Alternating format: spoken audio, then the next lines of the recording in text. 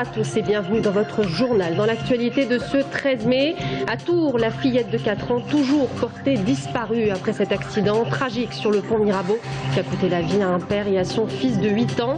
L'hypothèse d'un suicide n'est pas totalement écartée. À suivre le point sur l'enquête. La foire de Tours à l'épreuve de la crise. Bilan mitigé, fréquentation stable, mais le portefeuille des 300 000 visiteurs un peu moins garni que l'année précédente. Et puis le 0-0 du match nul de Tours FC contre Arles-Avignon pour le compte de la 36e journée de Ligue 2. Et l'entraîneur Bernard Dacart qui n'en peut plus, ce sont ses mots. Inquiet quant à l'avenir du club, nous reviendrons sur ces déclarations choc dans les colonnes de la Nouvelle République ce matin. Bonsoir à tous. À Tours, la fillette de 4 ans reste aujourd'hui encore portée disparue. Ce drame familial qui a coûté la vie à un père et à son fils de 8 ans dans la nuit de samedi à dimanche. Un accident tragique. Leur voiture circulait sur le pont Mirabeau avant de plonger dans la Loire. Le récit de Mickaël Briffaut. Il était près de 2 h du matin quand le drame s'est déroulé ce samedi. Une voiture de marque Golf en provenance de Tours-Nord a violemment plongé dans la Loire en défonçant la rambarde du pont Mirabeau.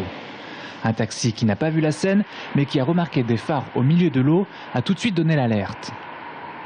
30 sapeurs-pompiers, dont 9 plongeurs de Tours, ont rapidement été mobilisés. Malheureusement, les secours n'ont rien pu faire. Ils ont repêché 2 corps, celui de Willy Maillot, 32 ans, et celui de son fils, Johan, 8 ans.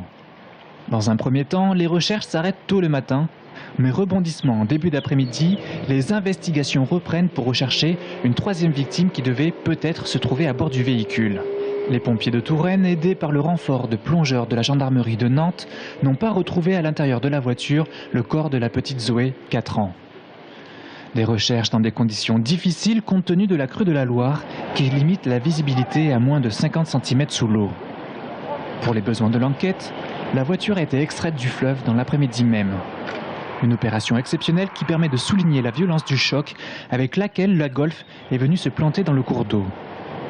La remontée de l'épave a permis de retrouver un siège auto pour enfants, mais vide. La tragédie est accentuée par les incertitudes sur le sort de la fillette, qui reste pour le moment toujours portée disparue, malgré les investigations plus en aval sur la Loire depuis maintenant 3 jours. Et les investigations se poursuivent. Un dispositif important a été mis en place. Les gendarmes plongeurs de Nantes sont venus prêter main forte aux pompiers, à l'instar de la brigade fluviale de Saint-Pierre-des-Corps. Peu d'éléments ressortent de l'enquête pour le moment.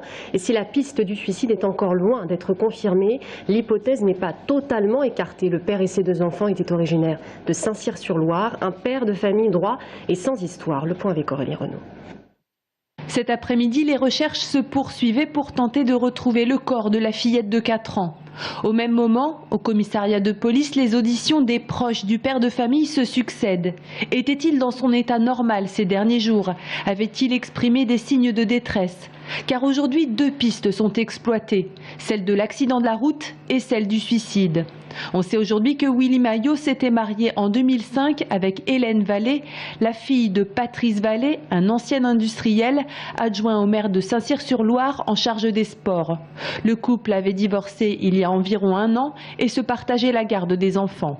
Vendredi, il les avait récupérés à 17h30. Il s'agit maintenant de reconstituer l'ensemble de l'emploi du temps du jeune homme à partir de ce moment précis.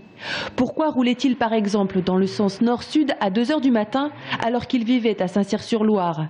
Willy Maillot avait-il décidé de mettre fin à ses jours? A-t-il eu un malaise? L'autopsie du conducteur, qui devait avoir lieu aujourd'hui, devrait permettre de déterminer s'il était sous l'emprise de drogue, d'alcool ou de médicaments. La police devrait également faire appel à des experts automobiles pour déterminer la vitesse à laquelle roulait le véhicule. Aujourd'hui, sur le pont Mirabeau, aucune trace de freinage n'était visible. Enfin, selon nos sources, Willy Maillot avait changé la photo de son profil Facebook. Auparavant, sa photo était visible, mais à 1 h du matin samedi, 1 heure avant le drame, il met en ligne celle de ses enfants et du ciel. Et la police lance un appel à témoins pour en savoir plus sur les circonstances du drame. Si vous avez aperçu une Golf dans la nuit de samedi à dimanche circuler sur le pont Mirabeau, vous pouvez joindre le commissariat au 02 47 33 80 69. Les expertises sont toujours en cours. À Tours, la piscine Gilbert Bozon vandalisée la semaine dernière. Vous le savez, le montant des dommages pourrait s'élever à plusieurs centaines de milliers d'euros. Il faut dire que l'eau du bassin doit être entièrement vidée puisque de la peinture, des solvants et du ciment ont été jetés à l'intérieur. Cela nécessitera l'intervention de 600 camions-citernes. Les contrats de génération, l'un des dispositifs phares de François Hollande avec les emplois d'avenir, démarre timidement en région centre. À Parcé-Mélé ce matin, ont signé le 11e contrat de génération d'Indre-et-Loire. L'objectif est double, maintenir l'emploi chez les seniors et booster le recrutement des jeunes cibles du chômage. Angélique Moreau. C'est la signature d'une alliance entre Patrice, Romain, l'entreprise Alpha Logistique et l'État, un contrat de génération. En embauchant Romain, jeune salarié, et en conservant l'emploi de Patrice, 59 ans, l'entreprise bénéficie d'une aide de l'État de 4 000 € par an pendant 3 ans. Un coup de pouce qui a séduit le dirigeant de l'entreprise. C'est assez simple à mettre en place. Peu de formalisme, l'aspect économique aussi qui n'est pas négligeable, puis l'occasion de garder un ancien qui souhaitait continuer l'activité et de pouvoir embaucher et former un jeune dans le cadre de notre développement d'activité. Romain, au chômage depuis 6 mois, bénéficie ainsi de l'expérience de Patrice, un atout pour ce jeune salarié qui découvre le métier de conducteur-livreur. C'est pas mal, oui. Il va me dire toutes les ficelles du métier. Donc c'est très important pour moi. Je vais pouvoir gagner du temps au niveau des livraisons et tout ça. Entrés en vigueur en mars, les contrats de génération se développent progressivement en Indre-et-Loire.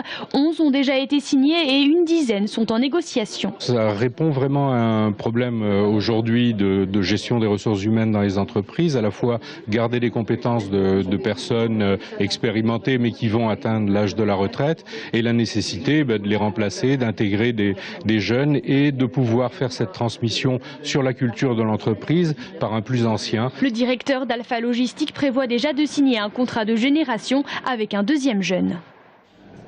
Politique dans le Loir-et-Cher, Marc Grécourt, candidat à sa succession, c'est en tout cas ce que souhaite l'actuel maire socialiste de Blois en vue des prochaines élections municipales en 2014.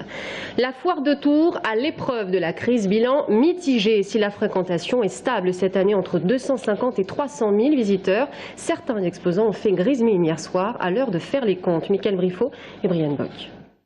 L'édition 2013 était-elle une bonne année pour la foire de Tours ? Si la fréquentation est restée stable, le bilan pour les commerçants semble plutôt mitigé selon leur activité. Cette exposante, par exemple, vendeuse de spas et de piscine, constate des ventes constantes, mais une nette diminution du panier moyen. Quelque part, les gens ne s'autorisent pas à dépenser dans un climat plutôt morose. Les gens ont de l'argent, mais préfèrent dépenser moins pour garder une foire pour la foire. Même son de cloche pour ce commerçant de bijoux. Malgré l'entrée gratuite de la foire de Tours qui attire toujours un grand nombre de visiteurs, son chiffre d'affaires a baissé de 15% par rapport aux années précédentes. L'entrée gratuite ici est très, très bénéfique justement pour la fréquentation, mais c'est le pouvoir d'achat des gens qui diminue. Et puis les gens, je pense qu'un peu dû au temps, les gens sont quand même moroses et ils n'ont pas envie de trop se lâcher. La foire de Tours reste cependant un événement incontournable pour les 700 exposants présents. Les Tourangeaux sont une bonne clientèle à en croire ce commerçant qui est plus que ravi. C'est la première année qu'il participe à la foire de Tours. On ne s'attendait pas du tout à ça. Tours nous a surpris par son dynamisme, par aujourd'hui la gentillesse de la clientèle et puis tout simplement on a bien travaillé en tant que commerçant. Cette année, selon l'organisateur Tours Événements, entre 250 000 et 300 000 personnes ont visité la foire de Tours. Les pompiers ne décolèrent pas. À Fondette, aujourd'hui, une cinquantaine de pompiers s'est rassemblée devant la direction du SDIS d'Indre-et-Loire. Ils récusent la réforme de la filière entrant en vigueur le 1er mai 2012, ou plus précisément son mode d'application. L'objectif de cette réforme, je vous le rappelle, diversifier les profils recrutés et revaloriser le parcours des sapeurs-pompiers professionnels. On écoute le porte-parole du syndicat SNSPP. Aujourd'hui, on se retrouve avec un service départemental d'incendie et de secours d'Indre-et-Loire qui ne veut pas appliquer la réforme de la filière comme elle devrait l'être et veut le faire à sa façon. Et c'est pour ça qu'il y a une grosse discorde entre le SNSPP PATS 37, je le rappelle, syndicat majoritaire en Indre-et-Loire, et l'ensemble de nos dirigeants. On passe à l'actualité sportive, 36e journée de Ligue 2 en football. Il y a un match nul contre Arles-Avignon. Le score, vous le connaissez, 0-0. L'attaquant Brian Bergogneau a raté un penalty à la 40e minute. On l'écoute. Pour moi, je l'ai mal tiré, parce que si je prends le temps, je peux voir qu'il est parti avant et j'aurais pu changer l'orientation de mon pied au dernier moment, mais bon, c'est vrai qu'on est tombé sur un très grand Ludovic Butel ce soir et c'est lui qui les a maintenus tout le match sur ce score de parité. Le Tour FC qui reste donc 10e au classement, prochain match vendredi à Angers. Et puis le Tour FC cherche-t-il vraiment un repreneur? Bernard Blacquart n'en peut plus, ce sont ses mots, il décide de le dire dans les colonnes de la Nouvelle République. Il s'est confié à l'un de nos confrères. Regardez cette déclaration. Je vois mon staff qui n'en peut plus, nous n'avons aucune visibilité. On ne peut pas laisser les choses comme ça. Il y a le président qui vend ou qui ne vend pas. Il y a le passage devant la DNCG à la fin du mois. Et nous avons joint Frédéric Sebag, le président du club, qui refuse de s'exprimer. Selon lui, tout cela n'est que rumeur, il n'est pas question de vendre. Et juste avant de refermer ce journal, un mot de basketball. L'ADA s'est imposé face à Monaco. Le score 82-74 pour ce dernier match du championnat avant les playoffs. Ils finissent à la 4e place. Prochain match donc en jeu, le quart de finale. Ce sera samedi soir face à Quimper. L'objectif, la montée en Pro B. Voilà, c'est la fin de ce journal. Merci à tous de nous avoir suivis. Dans un instant, l'invité de la rédaction, David Chollet, conseiller municipal Europe Écologie Les Verts. À tout de suite.